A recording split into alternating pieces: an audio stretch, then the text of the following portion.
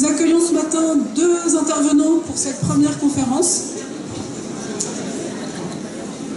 Donc je vous les présente. Nous accueillons Charlie Renard, qui est professeure de philosophie, elle enseigne au Havre. Elle est formatrice et animatrice d'ateliers de philosophie avec les enfants et les adolescents. Elle est également doctorante en sciences de l'éducation et de la formation. Et elle dirige la collection de philosophie dès l'enfance, Sages comme des images. Et elle est accompagnée d'Olivier Blon-Jebouski, qui est docteur en sciences de l'éducation, chercheur affilié au Centre de recherche en éducation de Nantes, le CREN. Il était professeur des écoles et actuellement enseignant à l'INSPE de Nantes en philosophie de l'éducation. Et bien pour le reste, je vais lui laisser compléter cette présentation. Bien, merci. Bonjour à tous, à toutes et à tous. Vous m'entendez bien? Oui. On est très heureux d'intervenir auprès de vous, un peu intimidés, hein, les psychologues ça fait peur, souvenirs d'enfants. Voilà, en plus on est des philosophes, alors pas facile, vous avez pris votre liberté par rapport à la philosophie qui était votre maison mère il y a un siècle. On intervient à deux voix et je dis on parce que donc c'est pas Olivier Blon-Jebouski qui parle et Charlie Renard, c'est la chaire UNESCO. Donc il y a une seule chaire UNESCO de philosophie avec les enfants qui s'appelle exactement pratique de la philosophie avec les enfants, une base éducative pour le dialogue interculturel et la transformation sociale, et donc dont la titulaire est Edwige Chirouter, qui donc est avec vous ce matin en esprit en tout cas. Et voilà. Je précise aussi avant de commencer que le support, donc j'ai vu avec les organisatrices, le support de notre présentation normalement sera disponible. Vous aurez de toute façon la vidéo et on va faire pas mal de références bibliographiques et vous aurez ça à l'issue de la journée. Alors donc le titre de la conférence c'est les pratiques philosophiques au service du désir d'apprendre. J'insiste sur l'idée, la dimension pratique philosophique pour donc lever tout de suite quelques malentendus. Pourquoi on parle de pratique philosophique? Pour deux raisons principales. La première, c'est qu'il va s'agir de pratiques antérieures à la terminale ou à HLP. Donc on est sur des pratiques dès le collège et voire même dès l'école primaire.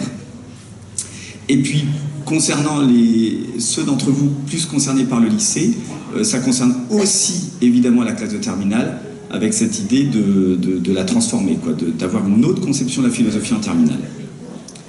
Voilà. Merci beaucoup Olivier. Alors, on est bien prof de philo, donc on va coller aux stéréotypes. Quand on a un sujet, on l'analyse. Vous avez 4 heures, le désir d'apprendre.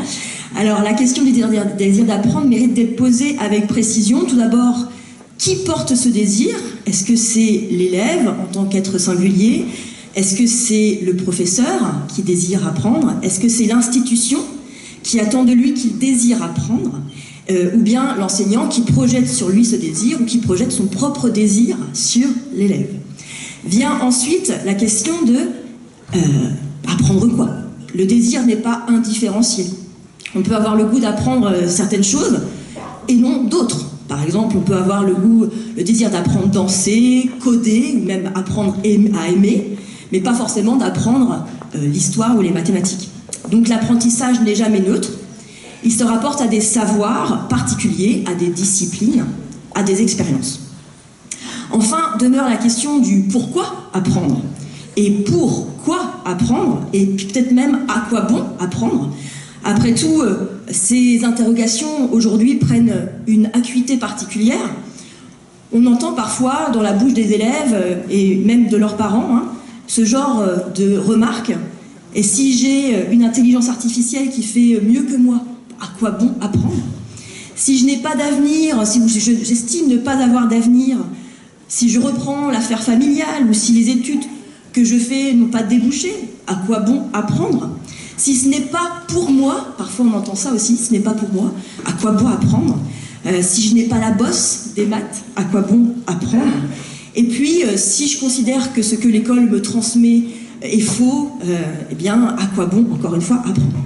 Donc du coup, ces doutes, ces questions, loin d'être marginales ou anecdotiques, Elle touche finalement directement le sens de l'école et au lien intime entre le savoir et le sujet qui apprend. Alors maintenant qu'on a un peu problématisé, on va juste vous indiquer le cadre théorique en fait, de cette conférence, qu'on sache un petit peu comment on se situe. Donc on n'est pas trop dans un cadre de psycho, voilà, vous vous fâcherez à la fin, vous en savez quoi, c'est quoi, il y avait très peu de références, il n'y a pas de référence à la psycho, je crois, quasiment pas. On est donc sur... alors moi je suis jeune docteur, j'ai soutenu ma thèse en janvier dernier, je suis content. Voilà.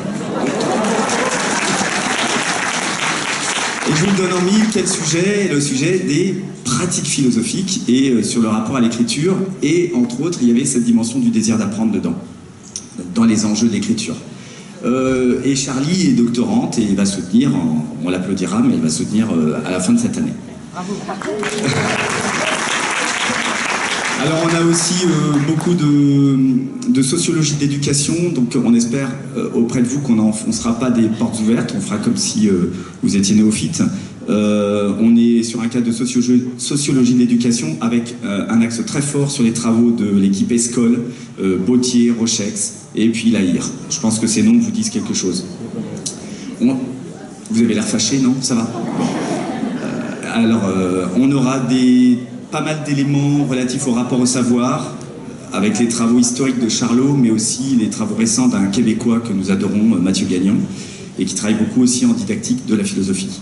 Évidemment, la didactique de la philosophie, la pédagogie aura son maître en la parole de Mérieux, qu'on va pas mal citer, donc si vous l'aimez pas, bah, c'est comme ça. Nous, on l'adore. Didactique de l'écriture, les travaux qui innervent aussi les nôtres sont ceux de Dominique Bucheton.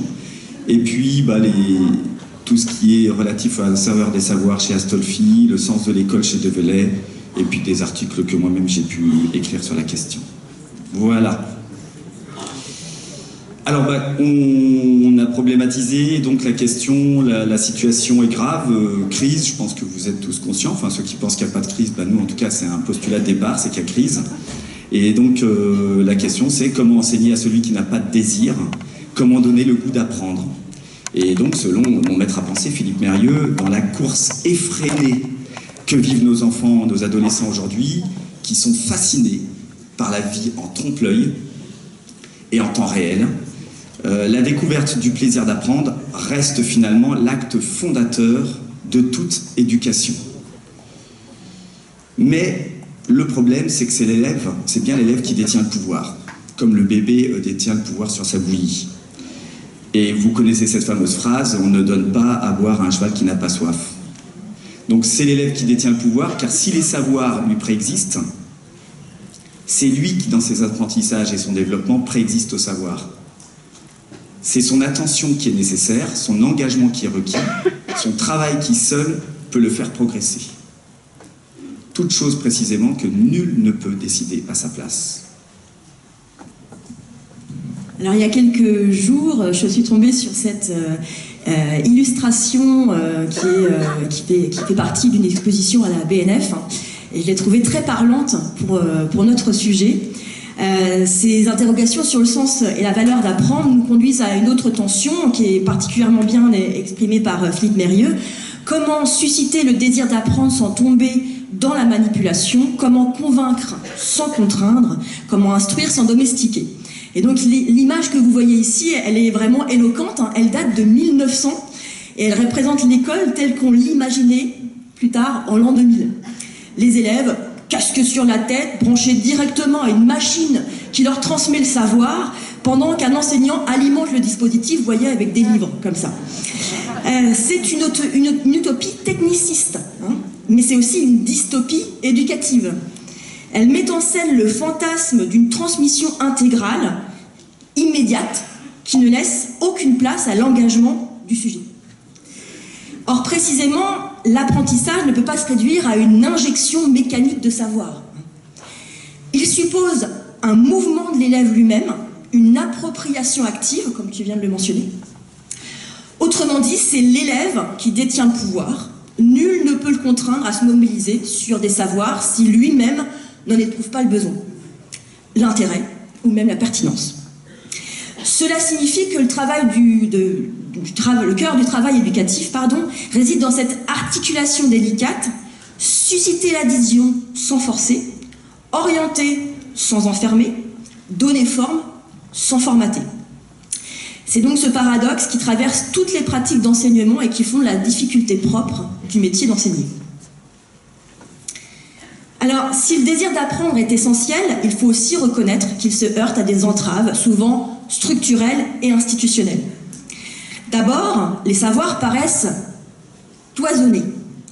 Chaque discipline est enseignée séparément, parfois sans lien explicite avec les autres. L'évaluation est omniprésente, place l'élève sous la pression constante de la note, et l'erreur est trop souvent vécue comme une faute plutôt que comme une étape normale du processus d'apprentissage.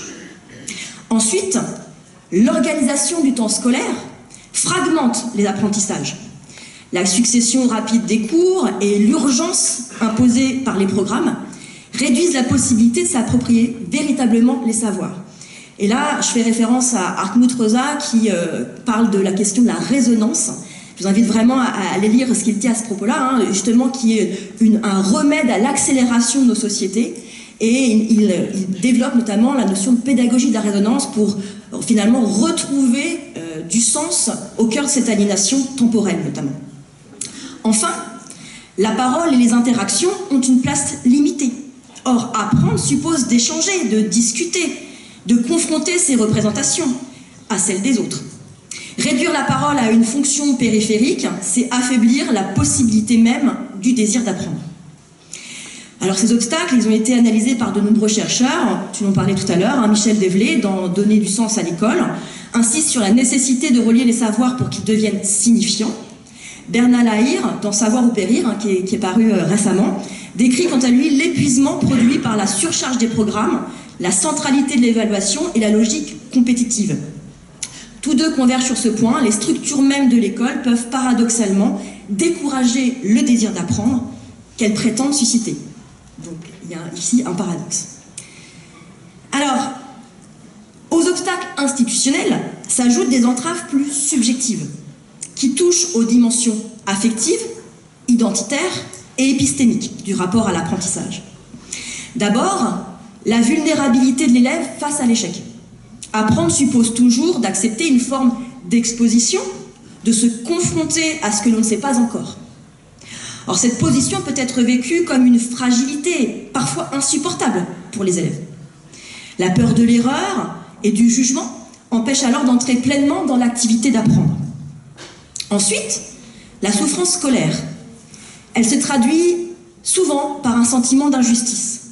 L'impression que l'école valorise certains profits de l'élève au détriment d'autres, et que la réussite n'est pas le fruit d'un effort partagé, mais d'une sélection implicite, un triage.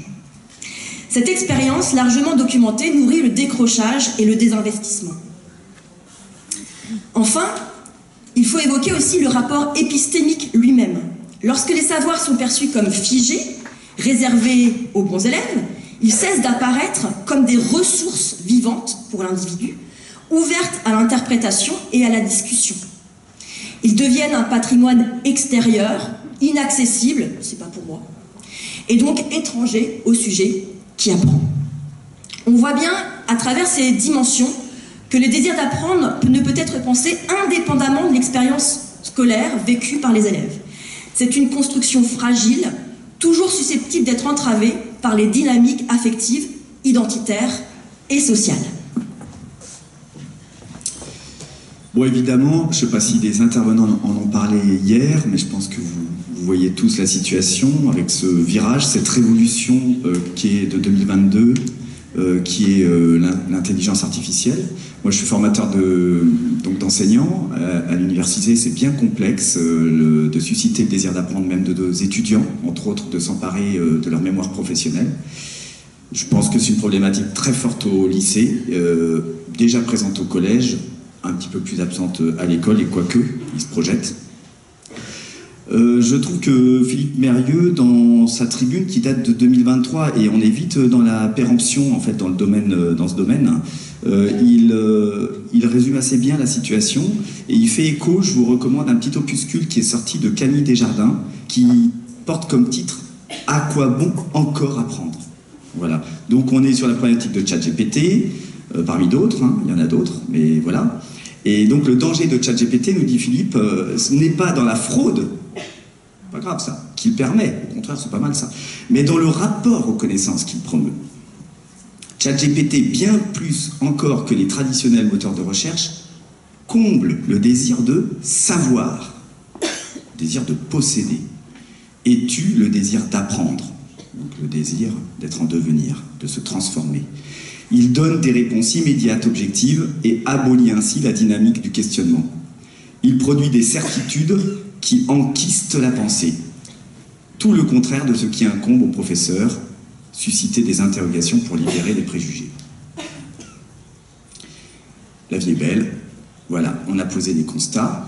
Donc maintenant, on va vous proposer peut-être quelques leviers. Je crois qu'il y a encore un dernier obstacle qu'on va aborder, mais sinon, on va peut-être lever tout de suite des malentendus et vous préciser le cadre dans lequel on se positionne au niveau des définitions. Donc déjà, qu'est-ce qu'on appelle nous désir? Alors peut-être qu'il y aura un écart avec ce que vous entendez en tant que psychologue comme désir. En tout cas, ici, dans notre bouche, quand on parle de désir, on est aux antipodes du caprice, des simples impulsions, et paradoxalement, avec le titre du bouquin de Mérieux que vous avez vu en première diapo, du plaisir, ou en tout cas du simple plaisir. On peut désirer quelque chose qui, de prime abord, ne donne aucun plaisir. Moi, j'ai désiré soutenir ma thèse, mais alors c'était un calvaire total. Donc ici, on entendra le désir au service de la volonté et de l'engagement. Ensuite, évidemment, les malentendus sur ce que l'on peut appeler apprendre. Et là, les malentendus viennent autant des élèves et des enfants que des adultes, des enseignants eux-mêmes. Qu'est-ce qu'apprendre? Alors, certains pensent que apprendre, c'est le savoir, c'est le résultat. Ici, on sera plutôt sur le processus, le provisoire. Apprendre contient une dimension provisoire. Certains veulent la certitude, la stabilité, ça rassure. Mais non, en fait, on sera dans le doute, la vulnérabilité. Et enfin, d'autres, dans les processus, se disent qu'est-ce qu'apprendre? Le processus, c'est la mémorisation, d'un point de vue gnoséologique par exemple. C'est le plein, c'est d'être plein, c'est d'être rempli, remplir le tonneau. Et puis ici, nous, on sera plutôt sur la construction, et ce mot vient de Philippe Mérieux, une fois de plus, hein, vous avez compris qu'il va énerver toute la conférence, le manque. Donc apprendre, c'est signe d'un manque. Et j'aime beaucoup cette définition d'Olivier Reboul dans un vieil ouvrage de 1980, Qu'est-ce qu'apprendre? Où il dit finalement qu'est-ce qu'apprendre dans tous les domaines, sinon désapprendre quelque chose, mettre en cause une certitude au plus intime de soi-même. Et un autre grand pédagogue qui s'appelle Olivier Blanchevski, c'est moi, donc j'avais défini dans un article posture d'apprenant. Finalement, qu'est-ce qu'on attend ici? C'est de développer chez nos élèves une posture d'apprenant, et j'étais assez content de ma définition, donc je la donne, on la critiquera après dans les questions, mais finalement j'ai considéré que c'était une conscience ou attitude explicite qui a un sujet de ses limites en termes de capacité de connaissance, et la volonté de les dépasser par des moyens individuels ou collectifs en vue d'un accomplissement personnel. Je pense qu'on pourra discuter sur cette dimension personnelle. Ensuite, alors les malentendus sur ce qu'est l'enfance et l'adolescence. Donc là, je suis un peu embêté d'en parler devant vous parce que je pense que vous êtes beaucoup plus expert que moi sur cette question.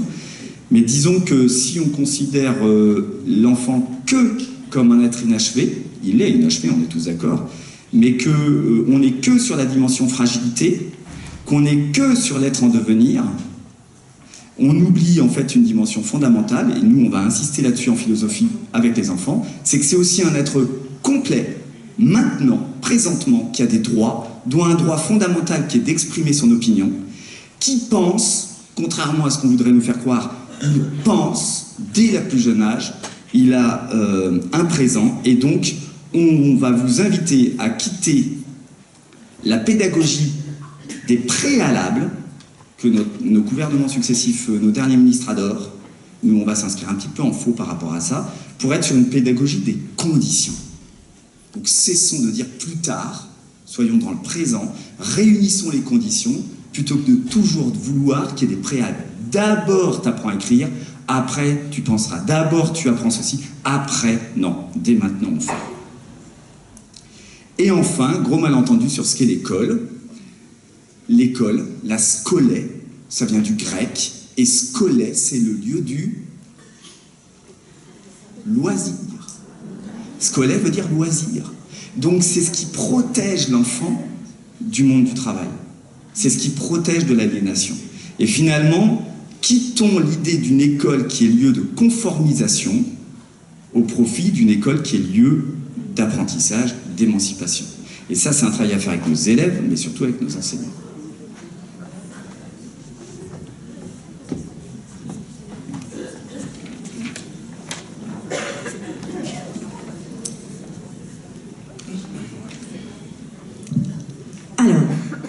Revenons maintenant à ce qui fait de l'apprentissage un véritable objet de désir, en tout cas ce qu'on aimerait que ce soit.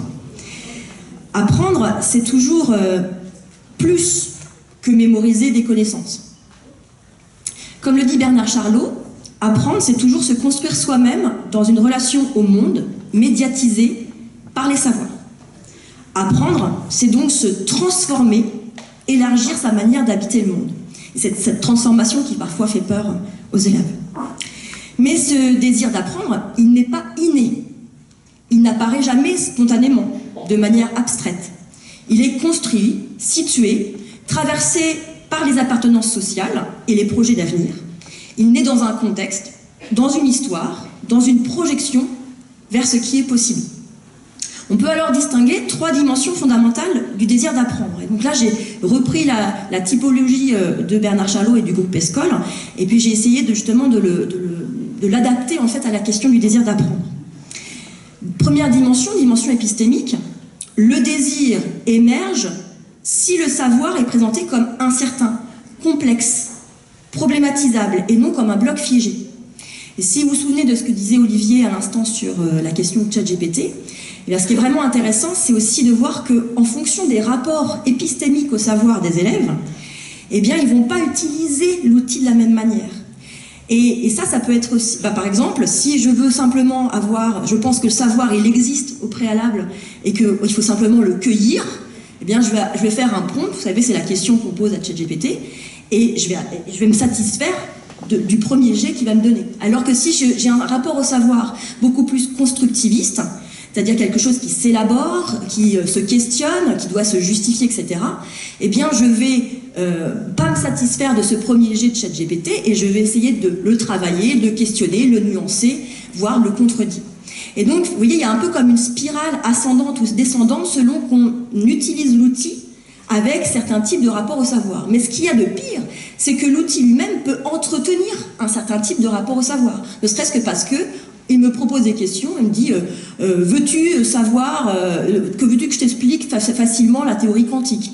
Et comme si, voilà, on pouvait simplement cueillir le savoir, et donc parfois les questions que pose l'outil lui-même peuvent entretenir un rapport de savoir qui n'est pas forcément favorable aux apprentissages. Deuxième dimension des rapports au savoir, la dimension sociale. Le désir se construit si le savoir est partagé, co-construit et ne reste pas le monopole du maître. C'est beaucoup plus intéressant, beaucoup plus stimulant si je m'imagine que le savoir, je vais pouvoir me donner ma part, en fait, construire aussi le savoir, bien plus que s'il s'agit simplement de recueillir le savoir que détient quelqu'un d'autre. Et enfin, le rapport identitaire. Le désir d'apprendre suppose que l'élève puisse se reconnaître comme sujet pensant légitime, capable d'entrer dans ce rapport au savoir. En somme, le désir d'apprendre n'apparaît pas tout seul. Il dépend de la manière dont on définit le savoir, de la façon dont on le partage et de la place reconnue à l'élève comme sujet dans ce processus. Alors, si le désir d'apprendre n'est jamais donné mais construit, la philosophie, en tout cas c'est ce qu'on pense, les pratiques philosophiques, peuvent jouer un rôle privilégié dans son activation. D'abord, parce que la philosophie n'est pas un savoir figé. Elle commence par un étonnement, par la mise en question de ce qui semblait aller de soi. Là où d'autres disciplines peuvent être perçues comme un ensemble de réponses stabilisées, La philosophie se présente comme un champ ouvert de problèmes. C'est cet éveil du questionnement qui nourrit le désir d'apprendre. Philosopher, ce n'est pas seulement accumuler des savoirs, et c'est là où justement la précision d'Olivier au tout début en parlant de pratique philosophique, hein, c'est pas un cours de philosophie où on transmettrait simplement des savoirs, mais c'est vraiment quelque chose que l'on pratique, une praxis. Hein. Et donc c'est pas seulement savoir connaître Hegel, connaître Marx, etc., mais c'est les pratiques philosophiques, c'est entrer dans une dynamique de recherche où l'inconfort d'une question vaut souvent plus que la sécurité d'une réponse. Autrement dit, philosopher, c'est passer du culte de la réponse à la culture de la question. Cette inversion du rapport au savoir, elle est fondamentale. Elle déplace l'attention de la maîtrise vers l'exploration, de la certitude vers l'enquête. Et comme l'écrit Sébastien Charbonnier, en philosophie, le désir d'apprendre est désir de questionner qui suppose un véritable érotisme des problèmes. J'adore cette expression, toi aussi je crois. Autrement dit, ce qui met en mouvement le désir, ce qui suscite le désir, ce n'est pas l'idée qu'une solution existe déjà, mais la fascination même des difficultés, leur force de provocation intellectuelle. Juste une petite anecdote, mais quand en pratique philosophique, très souvent, quand on tombe sur une contradiction, sur un problème philosophique, quelque chose, comment c'est possible que les lois, elles nous empêchent d'être libres et qu'en même temps, elles nous permettent de l'être? Et bien, quand on arrive à formuler avec les élèves, et quand eux-mêmes le formulent, cette objection, cette contradiction, souvent ils rient. Ils rient, et donc c'est cette jubilation intellectuelle, vous voyez, qu'il s'agit de retrouver ou de cultiver, et qui illustre bien ici ce qu'on pourrait appeler l'érotisme des problèmes. Alors, la philosophie ou les pratiques philosophiques, c'est pas seulement cette mise en mouvement individuelle du sujet, elle est aussi une expérience collective de pensée. Apprendre dans cette perspective, c'est enquêter, c'est explorer l'inconnu ensemble.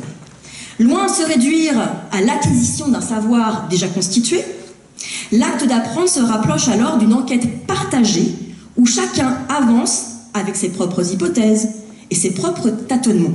Moi, j'ai bien parlé de balbutiement, balbutier en philosophie, au sens où justement on tâtonne. Cela suppose de valoriser le droit de ne pas savoir. En philosophie, le non-savoir n'est pas un déficit, mais un point de départ légitime. Et il est même valorisé, même célébré, ce non-savoir. Vous connaissez sans doute la phrase de Socrate, « Je sais que je ne sais rien ». Eh bien, c'est vraiment le point de départ, parce que si je sais pourquoi chercher, et pourquoi avoir le désir de savoir, philosophie, le désir de sagesse, si j'ai plein de certitudes. Donc ce non-savoir, c'est justement ce point de départ légitime de la philosophie. Et donc ça engage toute une posture de faillibilité, se sentir faillible. Accepter que nos idées puissent être discutées, mises à l'épreuve, reformulées. Cette reconnaissance de la vulnérabilité épistémique est en soi une condition du désir d'apprendre.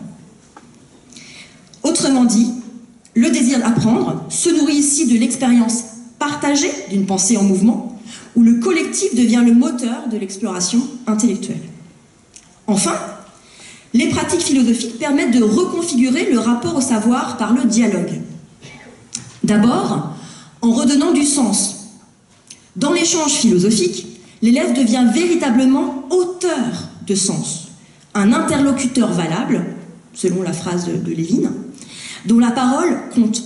Le savoir n'est plus seulement reçu, il est produit dans l'interaction.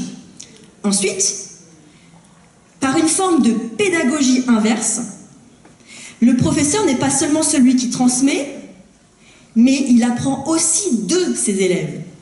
C'est la posture du maître ignorant décrite par Jacques Rancière. Reconnaître que l'acte d'apprendre peut se construire dans la réciprocité et l'inattendu. Et enfin, le dialogue philosophique engage également la réflexivité. Il interroge le savoir lui-même. Qu'est-ce qu'apprendre? Qu'est-ce qu'un savoir juste? Pourquoi tu penses ce que tu penses? Autrement dit, il ouvre la possibilité de penser la pensée et de soumettre les évidences scolaires à la discussion critique. Finalement, c'est quoi une vérité mathématique? C'est quoi une vérité historique? Qu'est-ce qui fait qu'on sait quelque chose dans telle ou telle discipline? C'est aussi ce qu'on fait en pratique philosophique. Et enfin, la philosophie opère une déscolarisation du savoir. Elle le sort de son format figé, normatif, pour mieux le scolariser, au sens étymologique dont tu parlais à l'instant, donc de la scoler, du loisir. Elle transforme alors le savoir en une expérience vivante, collective et désirable. Et je te passe la Ferrari. C'est une petite conclusion de cette partie. Alors là, j'espère qu'on a encore 1 heure, parce que c'est chaud les patates. Ah, j'ai oublié de démarrer le chronomètre. Bon, on recommence à 0. Donc la conclusion, si vous voulez, alors là on reprend une expression d'Edwige Chirouter, donc je vous recommande vraiment vivement cet ouvrage, La philosophie avec les enfants, un paradigme pour l'émancipation, la reconnaissance et la résonance. Et tout ce que vous a dit Charlie, finalement, Edwige le résume en 5 pédagogies qui innervent, qui habitent, qui incarnent ce qu'est la philosophie avec les enfants, et ce qu'elle appelle une école finalement philosophique. Passer d'une philosophie à l'école à une école philosophique. Et elle dit, finalement, c'est une pédagogie d'enquête, comme vous avez compris chez Charlie, une pédagogie du sens, et on distinguera le sens de la vérité. On va être en quête de sens et on va construire du sens, un sens qui sait dévoiler comment les savoirs résonnent avec les préoccupations des êtres humains. Une pédagogie de l'intelligence collective, se rendre compte que finalement on ne peut pas penser, ou il est difficile de penser seul. Les problématiques philosophiques sont tellement complexes qu'on a besoin des autres pour les traiter. Et ça fait écho à ce que vous racontera Sylvain Connac sur la coopération. C'est tout à l'heure, je crois, c'était pas hier. Voilà. C'est demain. Voilà. Une pédagogie critique des valeurs qui instaure un rapport réflexif à la loi et aux normes. Et on se plaît beaucoup en philosophie à secouer le cocotier. Donc on est là justement pour se dire, ah bon, il faut pas tuer, et pourquoi pas? Est-ce qu'il y a une violence légitime? Ah bon, il faut être toujours loyal, c'est quoi la loyauté? Ah bon, il faut pas mentir, et pourquoi pas? On va aller au-delà des injonctions moralisatrices. Et enfin, encore une référence à Hartmut Rosa, une pédagogie de la lenteur, loin des injonctions à l'urgence permanente. Alors juste une petite parenthèse rapide, parce que le temps est passé vite, je vais aller assez vite sur qu'est-ce que finalement on entend philosopher avec des enfants et des adolescents, tel qu'on le présente en formation. Donc la première chose, ici, on n'est pas sur la philosophie académique, on ne s'interdira pas de parler des grands auteurs, mais on ne va pas aborder la philosophie par son histoire, mais plutôt par des médiations culturelles, dont on va reparler tout à l'heure. Et on va développer surtout une posture, et moi j'aime présenter la philosophie aux enfants par un triptyque, je leur dis, on va jouer ensemble. Dans ce jeu, il y aura 3 règles, uniquement 3 règles. 1, sincérité. Vous allez pouvoir dire tout ce que vous pensez, nos limites, hein. Pas de problème pour remettre en question certaines valeurs, même de la République, qu'on pourra en reparler dans la question si vous voulez, mais il n'y a pas de tabou. À une condition, c'est de penser ce que vous dites. Sincérité. 2, le respect. Et le respect, c'est le fait de jamais attaquer une personne, mais d'attaquer ses propos. Et le respect, c'est bien d'attaquer. C'est-à-dire que quand on n'est pas d'accord, on le dit, et on peut dire « je suis scandalisé par ses propos ». C'est pas un signe de non-respect. Le non-respect, ce serait de ne pas le dire. Ceux dans la salle qui sont exaspérés par ce que je dis, j'espère qu'ils me diront aux questions. Sinon, ils manqueront de respect. Et la 3e, sincérité, respect et doute. Tout simplement, tu vas devoir tout le temps remettre en question ce que tu dis. Tu vas devoir le passer au filtre des habiletés de pensée. Sincérité, ils n'ont pas trop de mal. Respect, franchement, ça va à peu près. Doute, il y a du boulot. Surtout chez nos ados. Et ils adorent les ateliers philo. Hein. Ils adorent les ateliers philo parce que c'est l'espace où je peux exprimer mon opinion. Et ils nous plébiscitent ce moment-là. Par contre, remettre en question ses opinions, c'est une autre affaire. Donc il faut le bosser. On définit les compétences philosophiques par 4 grandes compétences: interpréter, problématiser, conceptualiser, argumenter. Tu m'apporteras une image de ce qu'est pour toi la liberté. Voilà 2 élèves différents qui m'ont apporté leur image de la liberté. Il n'y en a pas une plus vraie que l'autre, sauf que pour l'un, la liberté est un état, l'autre une action. Pour l'un, c'est plénitude, paix, liberté de faire ce que je veux et être seul, quand l'autre, c'est un combat dans le tumulte, la fureur, le collectif. On va déchiffrer l'essence latente du monde pour discerner ce qui est intéressant, fascinant, attirant, inquiétant. Deuxième compétence, compétence à problématiser. J'ai lu La Belle et la Bête, et de La Belle et la Bête, le collectif d'élèves a décidé de traiter la question « Peut-on aimer un monstre ?» Mais de quel monstre s'agit-il? Physique ou moral? Qu'est-ce qu'aimer? L'amour éros, agapé, philia, et le peut-on? Peut-on techniquement? A-t-on le droit? Est-ce moral? Techniquement, un élève a dit « il faut éteindre la lumière ». Troisième compétence, conceptualiser. La conceptualisation, c'est dégager des catégories, des distinctions, c'est catégorie du concept être adulte. Tiens, chers ados, discutons ensemble de qu'est-ce qu'être adulte. Et on va dégager 6 catégories, ça renvoie pour eux à la maturité intellectuelle, psychique, physique, à la liberté d'avoir de nouveaux droits, à l'autonomie, à la responsabilité. Et cette conceptualisation génère beaucoup de problèmes. Ils se sont interrogés par exemple sur le fait qu'être adulte, ce n'est plus jouer. Ah ouais, mais mon père, il passe son temps devant sa PS4, et ben quand il fait ça, il se comporte comme un enfant. Et très vite, ils évacuent par exemple le critère d'âge. Finalement, on peut être adulte à 10 ans pour eux, et on peut être enfant toute sa vie. On est dans la conceptualisation qui génère du problème. Et puis argumenter, c'est une constellation d'habiletés, générer des exemples, des contre-exemples, des conséquences. Alors, ces 4 compétences qui sont exprimées par d'autres didacticiens sous forme d'habiletés de pensée, elles sont valables pour toutes les disciplines.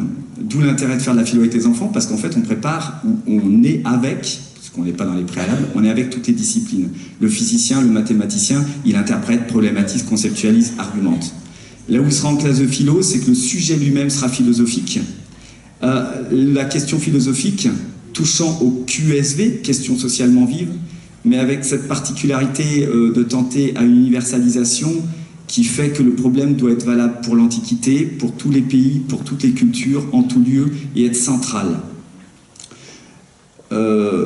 Les nombres décimaux ne préoccupent pas tous nos jeunes. La mort les préoccupe tous. Donc on est là sur le champ de la philosophie quand on sent que la question est centrale. Les questions bien choisies, pour faire un atelier philo réussi, il faut qu'il y ait problème pour les élèves. Et parfois, et souvent, c'est problème pour les adultes et les élèves ne se sentent pas concernés. Ici, on vous a fait une petite collecte des questions qu'on a traitées dernièrement en atelier.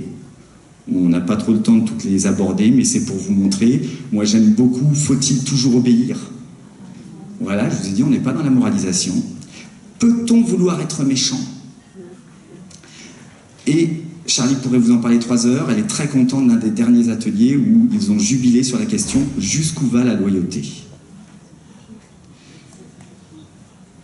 On a 4 compétences, on a un sujet philosophique et on a forcément une place centrale de la discussion. On en reparle dans 1 minute. Pour avoir cette définition plutôt partagée par les didacticiens des pratiques philosophiques, philosopher, c'est tenter d'articuler sur des questions sensibles pour la condition humaine, dans un rapport d'authenticité au sens et à la vérité, des processus intellectuels d'interrogation, de conceptualisation, d'argumentation et d'interprétation. Oui, mais alors, comment? Ah oui. Bah, là, on va sauter parce qu'il est arrivé, monsieur Boimard. Il est où? Bon, il en parlera mieux que nous. Voilà, on te laisse cette diapo pour tout à l'heure. Donc l'importance des médiations culturelles, évidemment, on ne philosophe pas à partir de rien. 3 raisons, mais il va compléter tout à l'heure. Nous, on en a en tout cas identifié 3. Premièrement, nourrir. Deuxièmement, parce que la littérature jeunesse, les fictions, les arts donnent à penser, donc sont une aide à l'émergence d'idées. Et puis, on pourra en parler entre nous aux questions. C'est aussi un paravent pour ne pas tomber dans la psychothérapie de groupe. Voilà, la philo n'est pas une psychothérapie, et donc une protection contre certaines dérives par le paravent des personnages. Tu es Yacouba, dans Yacouba, l'album Yacouba, tu n'es pas Olivier. Merci.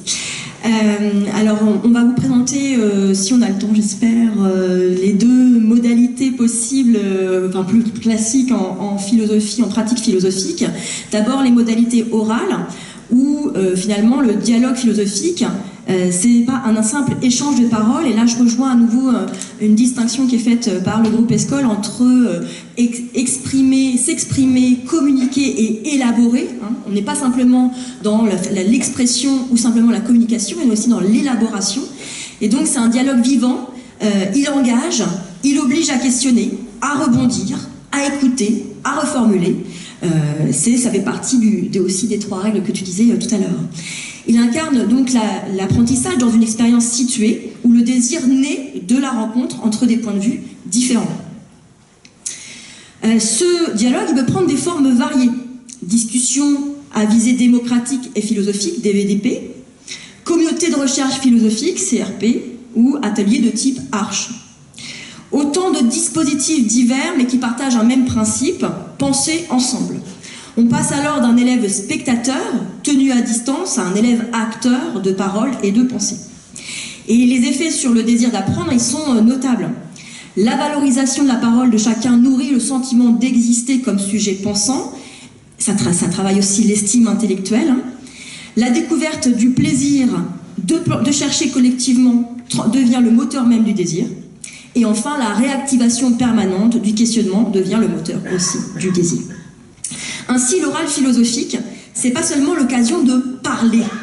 Ça engage un rapport de l'élève au savoir, aux autres et à lui-même. En ce sens, il participe à redonner envie d'apprendre en inscrivant le savoir dans une dynamique vivante, relationnelle et réflexive.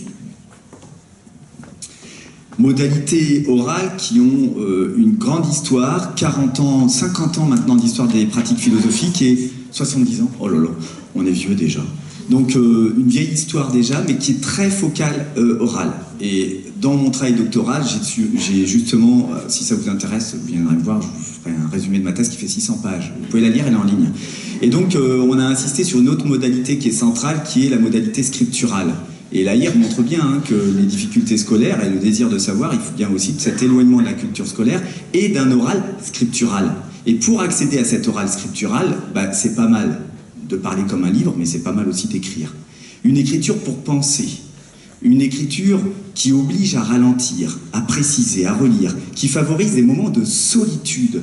On manque de solitude au collège, au lycée, contrairement à ce qu'on croit. Il y a beaucoup de phases orales, de phases d'interaction. Il y a un moment, l'élève, il faut qu'il écrive, qu'il soit seul. Mais seul ne veut pas dire qu'il est isolé, ne veut pas dire l'essolement. Je fais référence à Hannah Arendt. Et puis l'écriture, elle n'est valable en philosophie en tout cas que si elle est polyphonique et intertextuelle. Plusieurs voix dans un texte et un texte qui fait écho à d'autres textes. On a expérimenté une variété de dispositifs scripturaux. On peut écrire librement à la Freinet, mais on peut aussi écrire avec contrainte et on ne va pas avoir peur de faire disserter des élèves de 6e.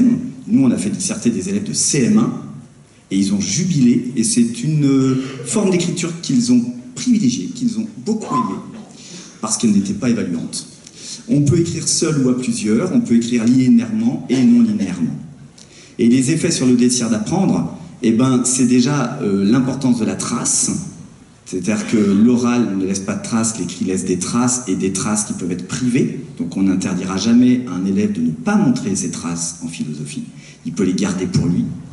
Se reconnaître comme auteur de sens, et alors là je fais vraiment référence aux travaux de Dominique Bucheton, de Bishop, de plein de didacticiens qui montrent, entre autres à travers l'autobiographie, qui est un acte philosophique, que par l'écriture, l'élève s'autorise. Et donc s'autorise et devient un sujet.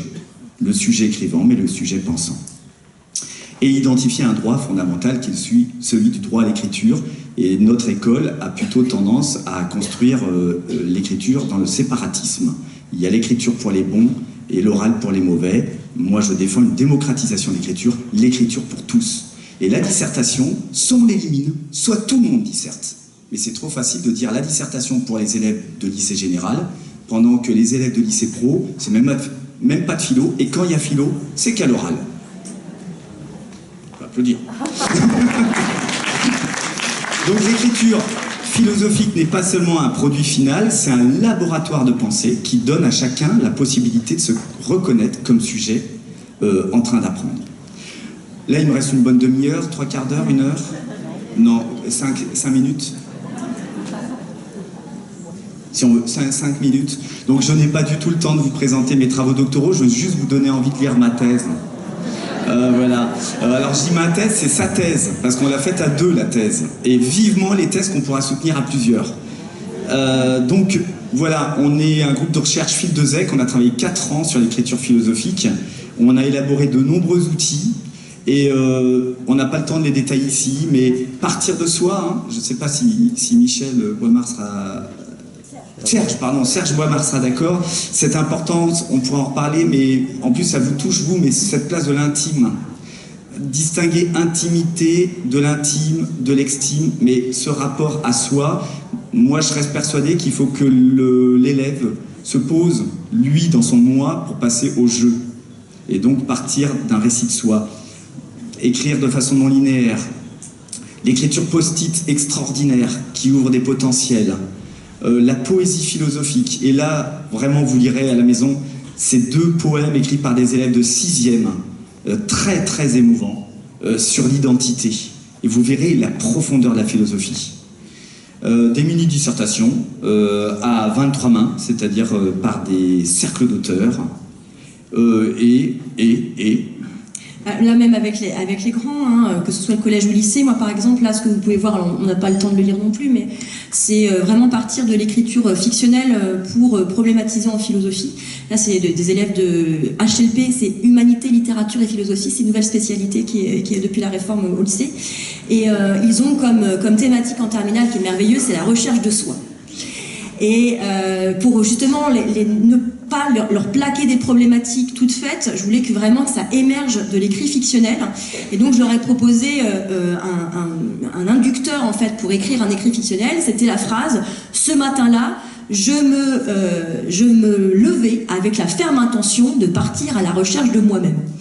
Et il fallait qu'ils complètent. Et donc ils pouvaient soit parler d'eux-mêmes, mais ils pouvaient aussi incarner un personnage, certains qui ont incarné la reine d'Angleterre, et puis d'autres aussi qui ont incarné des objets, par exemple ici le pinceau. Et ce qui était intéressant après, c'était, alors ils avaient quand même des critères, des consignes, hein, c'était par exemple d'expliciter qu'est-ce qui fait qu'ils partent d'un coup à la recherche d'eux-mêmes, quels ont été les obstacles à la recherche d'eux-mêmes auparavant, et qu'est-ce qu'ils mettent en œuvre, quels sont les moyens qu'ils mettent en œuvre pour partir à la recherche d'eux-mêmes. Et en fait, tous ces éléments-là, par l'écrit fictionnel, a pu surgir et a pu permettre d'élaborer, de co-construire en fait toutes les problématiques du cours pendant les mois qui ont suivi.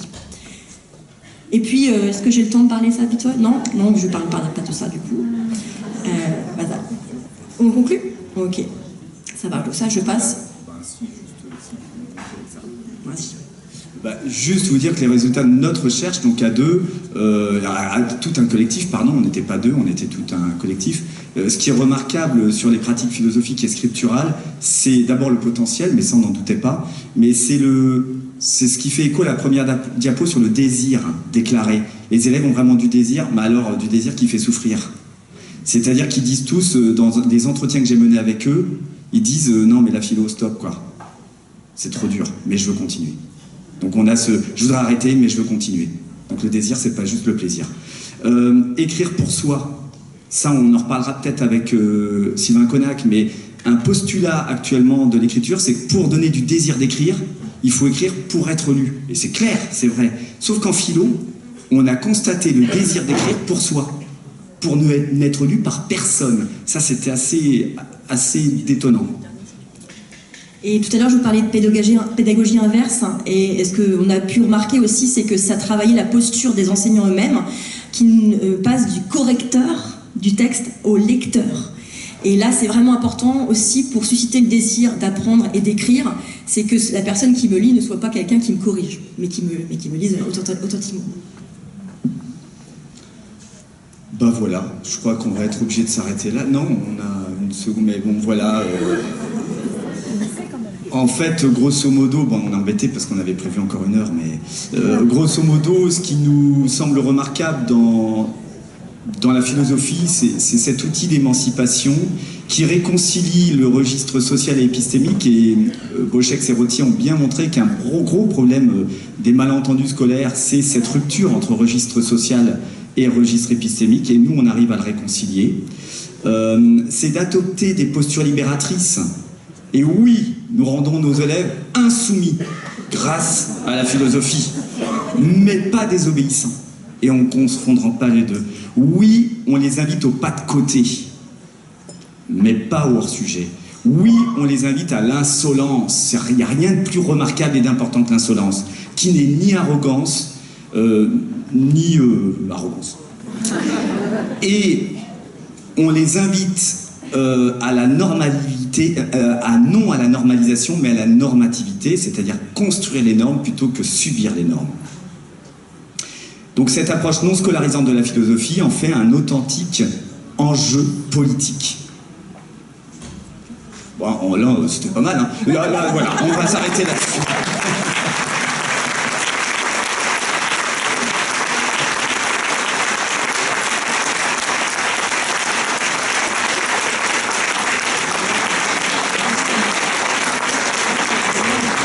En fait, vous saviez pas, c'était un meeting politique. C'est que je reviens de la fête de l'UMA et voilà. Alors, est-ce qu'il y a des questions? Je passe le micro. Oui, là.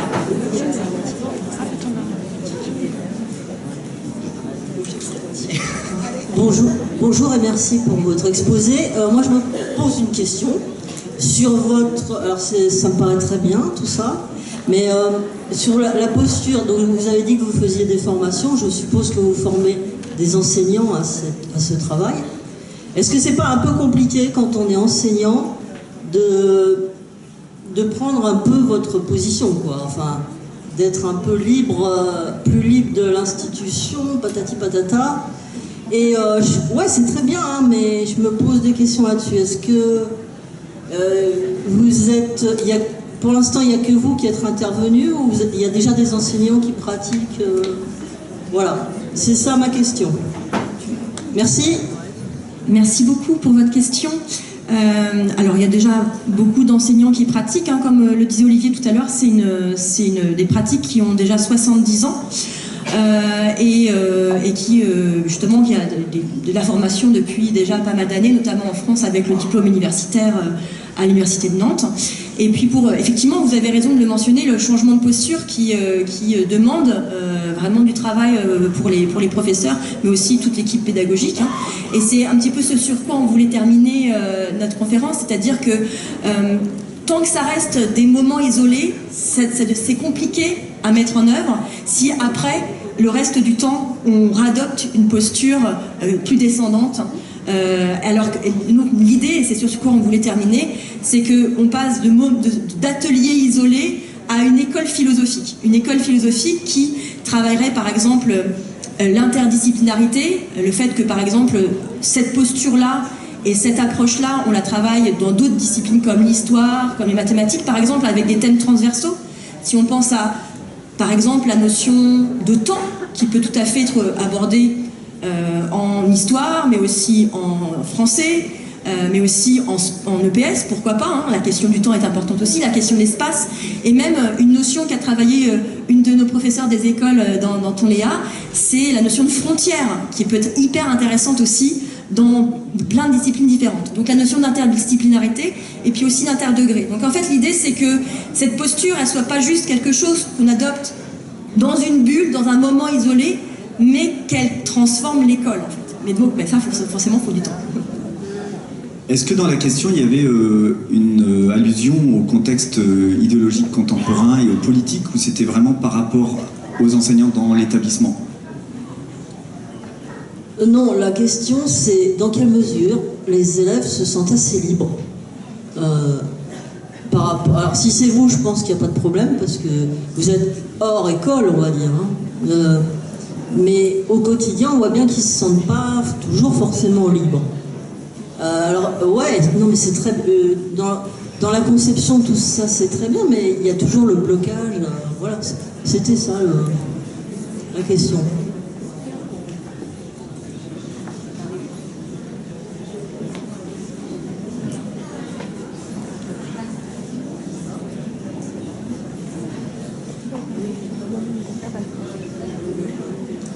Bonjour, je trouve ça très intéressant et je me pose des questions parce que ça nous arrive en tant que psychologue éducation nationale de faire des groupes de parole et ben moi j'ai des difficultés avec les élèves qui ont du mal à élaborer, à dire ce qu'ils souhaitent. À chaque fois, on voit que moi, je vais avoir tendance à m'appuyer sur ceux qui n'ont pas de problème pour dire les choses. Sauf que je suis très frustrée parce que ceux qui n'osent pas dire, n'osent pas intervenir, ça me fait vraiment difficulté parce que voilà, c'est pas si simple, surtout pour les élèves en grande difficulté scolaire.